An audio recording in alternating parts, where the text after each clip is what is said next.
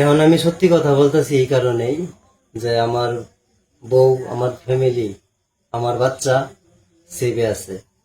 সত্যি কথা বলার পরে যদি দেশবাসীর মনে হয় যে হ্যাঁ, এই ছেলেটা কোনোদিন এমন ধরনের কাজ করে নাই বা খারাপ খারাপ ছেলেদের সাথে এত চলাফেরাও করে নাই। আমি চলছি অনেক লোকের সাথে, কিন্তু যারা যারা খারাপ তাদের সাথে আমি চলাফেরা চাইরা দিছি অনেক দিন ধইরা। তাহলে আমি কোনো সময় এমন দৃশ্য দেখি নাই। আমি পরিস্থিতির পুরাপুরি শিকার। জানি না এই পরিস্থিতিতে পড়লে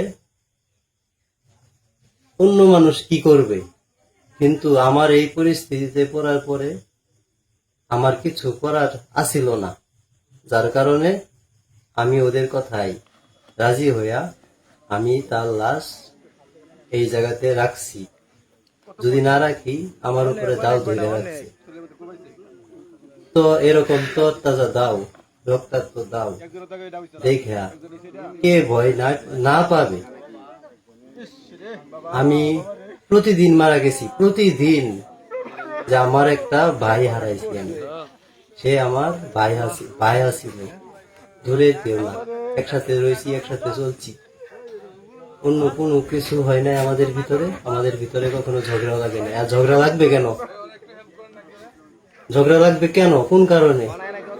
আমি তার ডাকে গেছি, সে আমার ডাকে আসছে।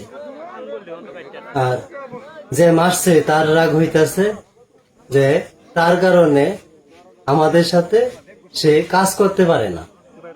এই গাছ কাটা কাজ করি আমরা, গাছ কাটা কাজ করিয়া সংসার চালাই, জীবন চালাই, বউ পোলাম লইয়া কোন রকম সুখে শান্তিতে বাস করি।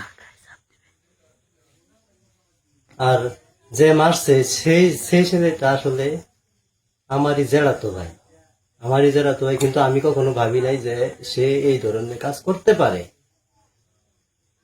আমার এখনো বুক কাঁপতেছে, ঠিক আছে, এটা মনে হইলে বারবার আমার শরীরের রুম জ্বালায়া যায়।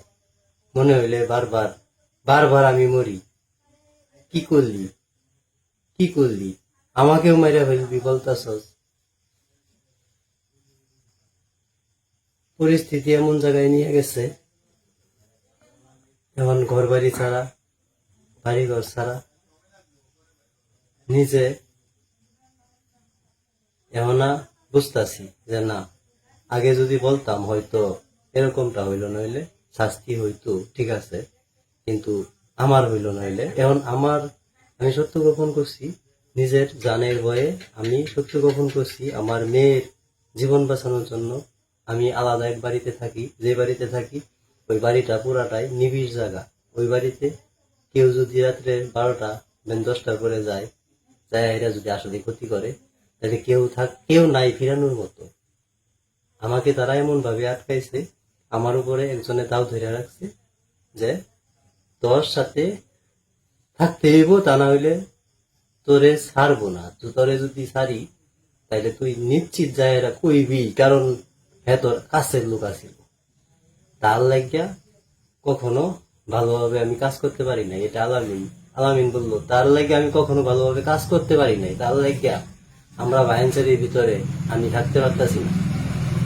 সে বেছে গাঞ্জা খায়, বাবা মারার আগে তারে বাবা ভরি খাওয়াইছে। এটা আমার কাছে সে বলছে যে তারে খাওয়াইছি, কিন্তু আমাকে বলছিল যে তুইও একটা খা, তোরে মারবো না, কিন্তু আমি ভয়ে খাই নাই। কোন ভয়ে? তারে 2টা খাওয়ায় যখন মারতে পারে, আমি যখন খাইতে যাইবো তখন আমার মাথায় যে আমার ঘাড়ে যে কুক মারবে না, কি গ্যারান্টি আছে? আপনারা যদি মনে করেন দেশবাসী যে হ্যাঁ এই ছেলেটা নির্দোষী, এই ছেলের দ্বারাতে এই কাজ করা সম্ভব না, তাহলে আপনারা সবাই আমার জন্য দোয়া করবেন এবং কি সবাই আমার জন্য চেষ্টা করবেন যেন আমি যেন মুক্তি পাই। আমি মুক্তি আশা করি, কারণ আমি কখনো এই ধরনের কল্পনা করি নাই যে আমি আসামি হইব কোনো সময়। আমার ফ্যামিলি কখনো কল্পনা করে নাই। আমার ফ্যামিলি একদম সহজ সরল। আমার ছোট ভাই ছোট ভাইয়ের বউ, সেও খুব ভালো, তারই আপন ভাই। আমি আমার ছোট ভাইয়ের মেয়েদেরকেও অনেক ভালোবাসি, মেয়েরাও আমাকে অনেক ভালোবাসে, যে যেটা যেটা বললা আমার কোলে আসে প্রতিদিন। বিনা দোষী একজন লোকও যেন না ফাঁসে, এই কারণে আমি স্বেচ্ছায় ধরা দিতেছি, স্বেচ্ছায় ধরা দিচ্ছি, এবং কি যা বলার সত্যি কথা বলবো।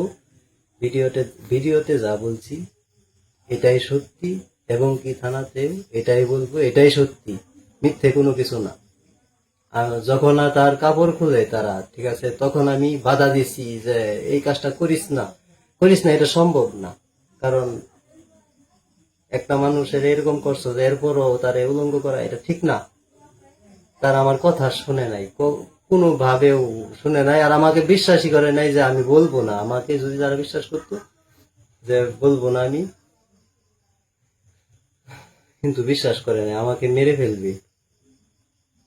আমি রাজি না হইলে আমার ফ্যামিলি আমার বাচ্চারে মেরে ফেলবে, এমন কথা বলতেছে। আমার ওইখানে আটকে রেখে এই তিনজন লোক, একজন লোক আমার উপরে দাও ধরে রাখছে। আমি এইভাবে বৈশা শুধু ভাবতাছি, শুধু ভাবতাছি, আমার দুই চোখ দিয়া পানি এই দৃশ্য দেখে।